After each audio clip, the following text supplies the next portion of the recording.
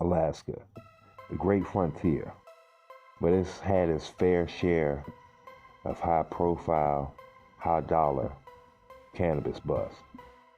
In February 2014, Alaska officials arrested a dispensary grow operation estimated at $1.5 million.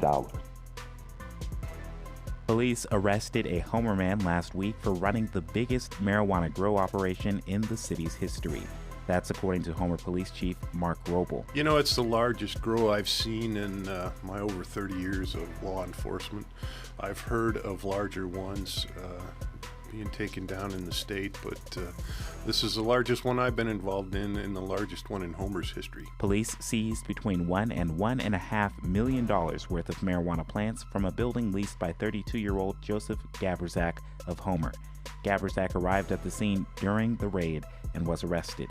The Homer Police Department and members of the Soldotna Drug Enforcement Unit served a search warrant Friday for the building, located about 3 miles east of downtown Homer. Roble says the Soldotna officers were invaluable in securing the evidence confiscated. You know, they came down at our request and helped out with processing this huge amount of evidence. Every single plant is evidence and has to be seized as such. So that's a lot. They came down with a U-Haul van, and they have a storage facility for marijuana plants that we don't have. Officers seized 1,012 marijuana plants and 59 light ballasts. Light ballasts regulate the amount of electricity used by fluorescent lamps. According to a criminal complaint filed by Homer Police Sergeant Ryan Browning, the ballasts were worth about $25,000. Chief Roble estimates startup costs for the facility were around $50,000. Police first suspected the building in early February because its windows were blacked out and there was a strong marijuana smell coming from inside. Very strong odor. It's very distinctive, and after you've been doing this for a few years, you know what you've got when you smell that, and then you walk closer to the building and the odor gets stronger and you can tell it's coming from within the building itself. It's very telling. Gaberzak faces 3 felonies: intentionally manufacturing a Schedule 6A controlled substance, possession of more than 25 marijuana plants, and knowingly maintaining a building used to store controlled substances. Chief Roble says he could face as many as 15 years in prison. Sergeant Browning wrote in his report that Gaberzak admitted the operation was his and his alone, and that he financed the operation from his past earnings working road construction. Next week, state regulations go into effect, allowing people who want to grow commercial cannabis to apply for licenses with the state. The Alcohol and Marijuana Control Board says those applications won't be available until the 24th. But freedom to apply isn't the same as freedom to grow or to sell. Until someone actually has a permit in hand and their premises have been inspected in accordance with that permit and compliance is observed, they're not authorized to grow a single plant. The Homer City Council is considering 2 ordinances regarding marijuana regulations. One would ban commercial marijuana altogether, and the other would allow marijuana businesses in specific areas, like the neighborhood off East End Road, where police made the bust. Gaberzak told police that it was about to be legal to grow marijuana, and he wanted to know if he could do it, according to court records. He's being held at Wildwood Pretrial Facility in Kenai. According to online records, he has no prior criminal history in Alaska. In Homer, I'm Quentin Chandler. Reporter who quits on air to fight pot legalization faces decades in prison.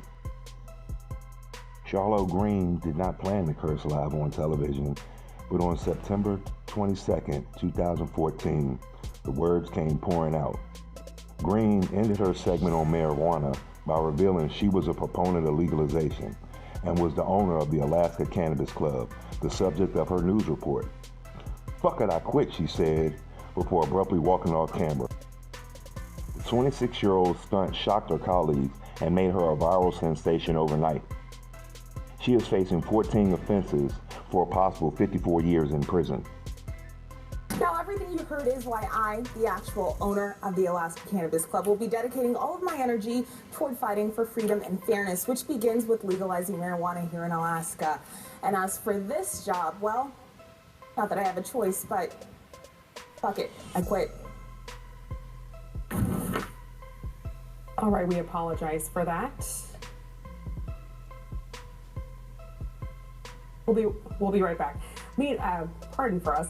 Meanwhile, the Vote Yes on 2 campaign held a fundraiser last night with Gary Johnson, the CEO of one.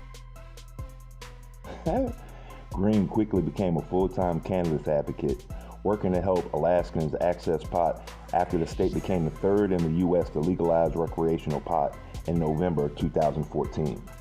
But despite there being a voter-approved initiative, Alaska has not helped her start a legitimate marijuana operation.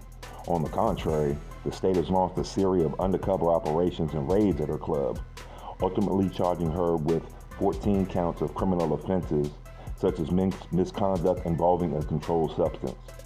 If convicted, she could face 54 years behind bars. Green, which calls this case a modern-day lynching, has raised a number of questions about the ongoing war on drugs and could have a broader law enforcement implications as more U.S. states move to legalize cannabis and regulate it like alcohol. While reporters across the globe have rushed to interview the activist after her on-air resignation, the Anchorage woman has struggled to get people to pay attention to her prosecution. Advocates say her charges against Green, who is black, are particularly alarming given the government's history of disproportionately targeting people of color for minor marijuana offenses with tough on-crime policies that fueled mass incarcerations. Alaska has a complicated history of confusing and contradictory marijuana rules. The state was the first to legalize cannabis for in-home use in the 1970s and passed a formal medicinal law in 1998. Officials, however, never created a system for licensing medicinal dispensaries, meaning users had few legal options. The 2014 measure, which legalized the manufacture, sale, and possession of cannabis, went into effect in February 2015. The state, however, had yet to finalize its regulations for retail operations, and in the interim, the Alaska Cannabis Club, which Green owned, allowed people to purchase memberships supplying cannabis through donations. She is still ongoing legal battles in court.